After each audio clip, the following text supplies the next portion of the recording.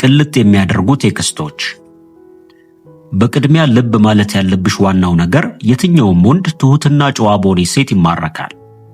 በመሆኑም የጽሑፍ መልእክቶችሽ ከምንም ነገር በፊት ጨዋነትሽን አጉልተው የሚያሳዩ መሆን ይገባቸዋል።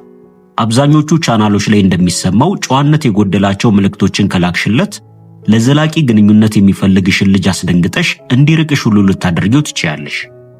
ስሜትሽን በግልጽ መናገር ቢኖርብሽም በቃላቶችሽ ግን ክብር ልትሰጪው ግድ ነው። የትኛውም ወንድ ከሚወዳት ሴት የሚፈልገው መሰረታዊው ነገር ክብር ነው። ሌላው በፍጹም በቴክስት መጠየቅ ከሌለብሽ ጥያቄዎች ውስጥ ደግሞ እስቲ ስለ ቀድሞ ፍቅረኛህ ንገረኝ የሚለውን ነው። እንደዚህ አይነት ጥያቄዎችን አደራ ስትገናኙ ብቻ ጠይቂው። እሺ ታዲያ ምን ብዬ ነው በቴክስት ልቡን የማቀልጠው?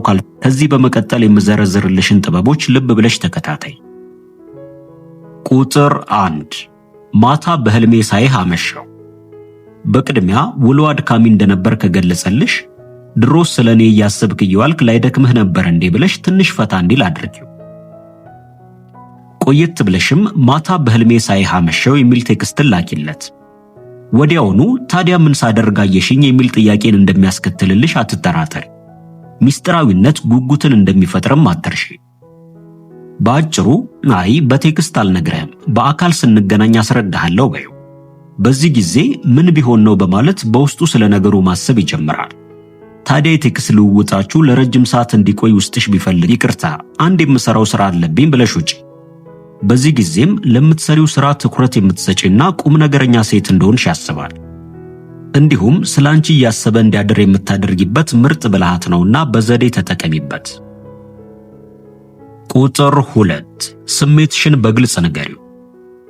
ወንድ ልጅ በራሷ የምትተማመንና ፍላጎቶቿን በግልጽ የምትናገር ሴትን ይወዳል። ለምሳሌ ነገ ታዲያ የት እንገናኝ ካለሽ ፊልም ካየው ቆይቻለሁ፣ ነገ ሲኒማ ገብተን ፊልም እንይ በይው። የተለየሽ ስትሆኚ እሱም ለየት ያለ ቦታ ላንቺ መስጠት ይጀምራል። ታዲያ ስትለያዩም እሱ ሁሌም ቢሆን ቀድሞ ቴክስት እንዲያደርግልሽ አትጠብቂ። ቀለል አድርገሽ አብረን ጥሩ ጊዜ ስላሳለፍን ደስ ብሎኛል በይው። ይሄም በራስሽ የምትተማመኝና አሪፍ ሴት መሆንሽን ያሳያል። እንደ አንዳንድ ሴቶች እሱ ነው እንጂ ቀድሞ ቴክስት ሊያደርግልኝ የሚገባው የሚል የተሳሳተ አመለካከት ካለሽ አስወግጂ።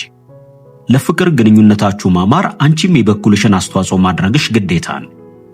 ነገር ግን ለቴክስትሽ ምላሽ ካልሰጠሽ በፍጹም ደግመሽ መጻፍ እንደሌለብሽ እወቂ። ቁጥር 3 ሳስብህ ጥሩ ስሜት ይሰማኛል። ይህንን ስትዩ እንደምታስቢውና ለሱ ጥሩ ስሜት እንዳለሽ ስለሚሰማው አንቺን ዘወትር ማግኘት ሱስ ይሆንበታል። እንዲሁም ስላንተ ማሰቤን ማቆም ከብዶኛል። አብረኸኝ ስትሆን የሚሰማኝን ደስታ በቃላት ለመግለጽ ይቸግረኛል።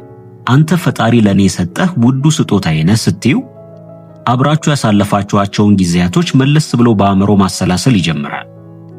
እንዲሁም ጨዋታዎችህ ሲበዛ ያስቁኛል። የቦታ ምርጫዎችህን ደግሞ እንዴት እንደምወዳቸው ስትዩ አንቺን ሊማርኩሽ የሚችሉ ነገሮችን ለማድረግ የበለጠ ሲጨነቅ ታገኘዋለሽ። ቁጥር 4 ለየት ያልክ ወንድ ነህ። በዚህ መልእክት በቀላሉ ስሜቱን ወጥረሽ መያዝ ትችያለሽ። ይሄ ብዙ ወንዶች ለመስማት የሚመኙት ቃል ነው። እንዲሁም ስለምታስብልኝ ከልብ አመሰግናለሁ በይው። ላንቺ ቀላል ሊመስልሽ ይችላል፣ ነገር ግን ይሄም በሱ ዘንድ ልዩ ቦታ የሚሰጠው ትልቅ ቃል ነው። በዚህ ጊዜም ከሱ ጋር ባለሽ ግንኙነት ደስተኛ እንደሆንሽ ይረዳል። ሌላው ደግሞ አቋምህ ይማርከኛል፣ አሊያም ስፖርት የሚሰራ ወንድ ያስደስተኛል በማለት በተዘዋዋሪ መንገድ ስለ አካላዊ ገጽታው ማድነቅ ትችያለሽ። ይህንን በምትነግሪው ሰዓት ጥሩ ስሜት እንዲሰማው ከማድረግሽም በላይ የበለጠ አጋርና መከታሽ እንደሆነ ለማሳየት ጥረት ሲያደርግም ትመለከቻለሽ።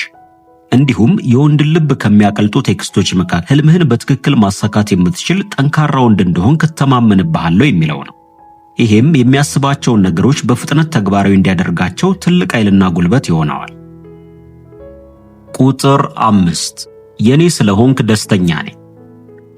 ነገር ግን ይሄንን ስልሽ አንተ በህይወቴ ውስጥ ባትመጣ ኖሮ ጨለማው ነበርኩ የሚል የደካማ ሴቶችን አባባል በፍጹም እንዳትጠቀሚ። ወንድ ልጅ ባንቺ ህይወት ውስጥ ከሌሎች ወንዶች የተሻለ ቦታ ማግኘት ይፈልጋል። በመሆኑም የሆነ አዲስ ቦታ ሲወስድሽ ደስ ብሎሽ ብቻ አትለዩ።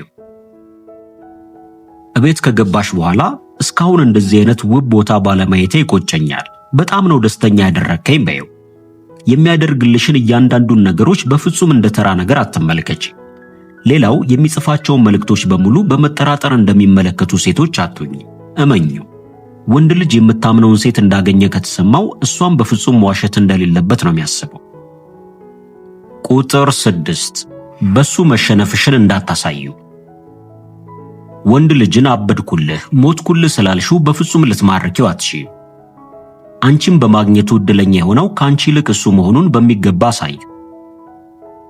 ሁሌም በሚባል ደረጃ አብዛኞቹ ሴቶች አንድ አይነት መልእክትን ነው ለወንድ የሚልኩት። እንዴት ነህ? ውሎ እንዴት ነበር? ከዚህ አለፍ ካለም ምሳ በላ ሆይ የሚል ይሆናል። እነዚህ መልእክቶች ግን እሱ ላይ ምንም የተለየ ስሜትን አይፈጥሩም። አንዳንድ ጊዜ ደግሞ ወንዱን ከተገቢው በላይ የሚክቡ ይሆናል። ወንድ ልጅን በፍጹም መለማመጥ የለብሽ። ራሱ ፈልጎሽ ነው መምጣት ያለበት። ይሄ ልጅ ገና በግንኙነታችሁ እርግጠኛ እስኪሆን ድረስ በትንሹ ከሌሎች ሁለት ሴቶች ጋር ቴክስት ይጻጻፋል። ስለዚህ ለየት በይበት።